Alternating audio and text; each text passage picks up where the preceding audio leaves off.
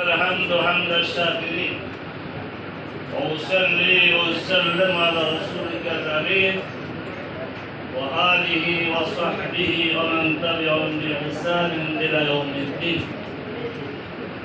এই মুবারক অনুষ্ঠানের সম্মানিত সভাপতি মঞ্চে উপবিষ্ট দায়িত্বশীল সম্মানিত ওলামায়ে কেরাম, সামনে উপস্থিত ওলামায়ে কেরাম, সবাইকে আমি আমার প্রাণপ্রিয় সংগঠন বাংলাদেশ জামায়াত ইসলামের পক্ষ থেকে এই অনুষ্ঠানে আসার জন্য অভিনন্দন জানাচ্ছি, আপনাদের শুকরিয়া আদায় করছি।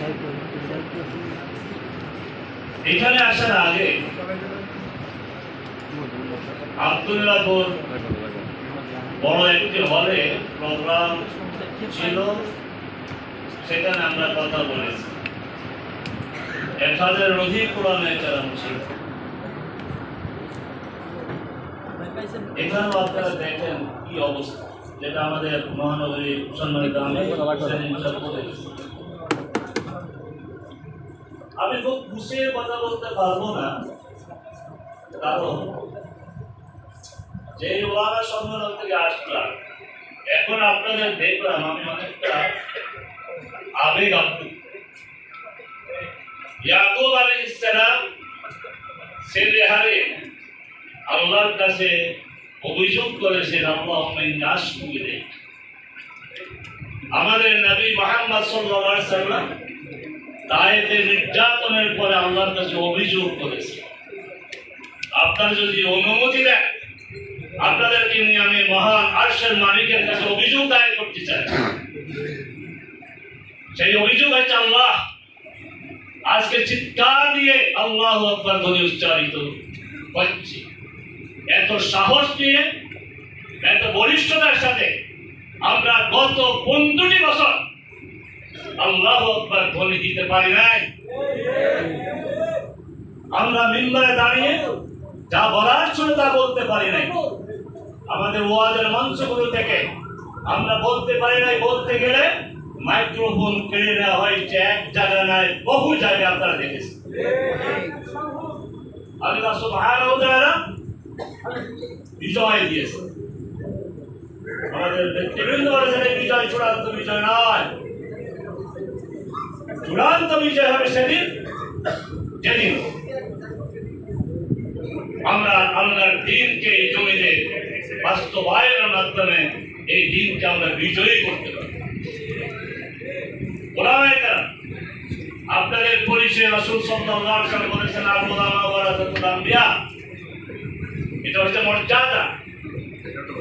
যে কোনো মর্যাদার সাথে খুবই সম্পৃক্ত বিষয় হচ্ছে দায়িত্ব। আপনাদের সম্মান, আপনাদের মর্যাদা আমাদের দেখতে হবে।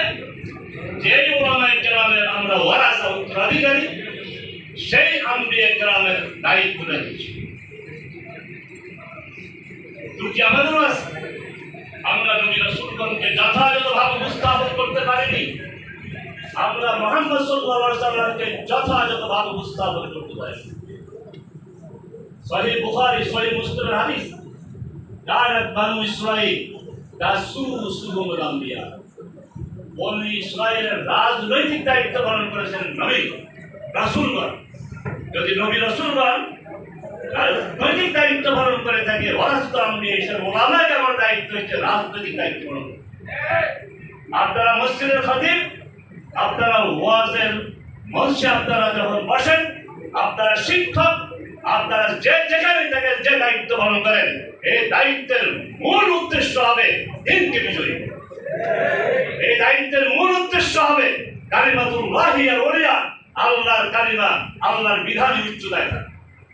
এখানে বারবার বলা হয়েছে, একাধিক জায়গায় বলা হয়েছে, আমি শুনছি বিভিন্ন ঘরানা। আমি অনুরোধ করবো আপনারা আমার সাথে যদি করেন করবেন, একমত হলে আপনারা সাড়া দিবেন। আমরা আবার বিভিন্ন ঘরানার থাকতে চাই না। আমাদের ঘর কুরআনের ঘর, আমাদের ঘর সুন্নতের ঘর, আমাদের ঘর ওয়ারাসাতুল আম্বিয়ার ঘর। আমরা এক ঘরে, আমাদের সবার উদ্দেশ্য হবে এক, সেটা হচ্ছে দ্বীনকে প্রতিষ্ঠিত করে, দ্বীনকে বিজয়ী করে, আল্লাহর বিধানকে উচ্চতায় রাখ।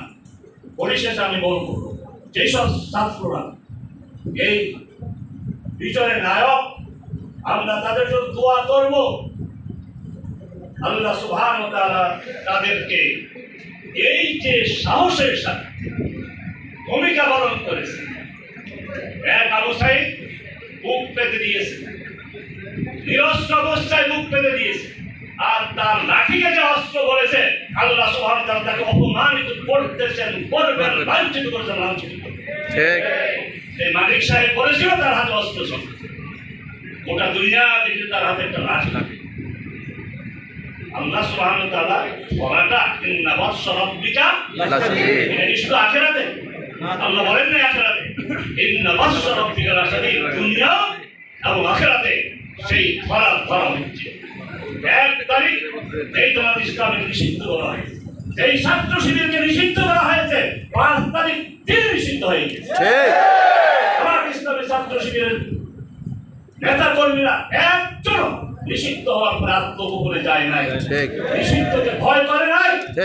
যেই নিষিদ্ধ হওয়ার আগে যে সাহসিকতার সাথে ময়দানে ছিল, নিষিদ্ধ হওয়ার বড় ময়দানে ছিল, আর আপনি পালিয়েছেন, আপনার লোকদেরকে বিপদে ফেলে গেছেন, তারা এখন জঙ্গলে গিয়ে গলা পাতা বিশেষ হয়ে সেখানে এইভাবে ধরা হবে, ধরা হবে। আল্লাহ সুবহানাহু ওয়া তাআলা আখিরাতে তাদেরকে শান্তি দিবেন, সেটা ভিন্ন বিষয়।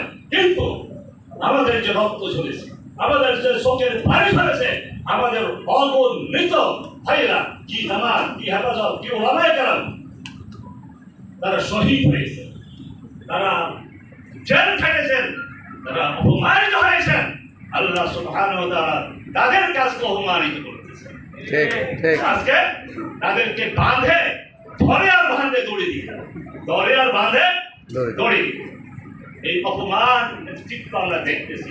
আমি যে বিষয়টি বলবো, আপনারা প্রায় ভরে দোয়া করেন, এই সব তরুণদের ত্যাগ ও কোরবানি যেন আল্লাহ কবুল করেন, এবং ভবিষ্যতে ইসলামের চূড়ান্ত বিজয়ের জন্য এদেরকে যেন আল্লাহ সাহসী সৈনিকে পরিণত করেন।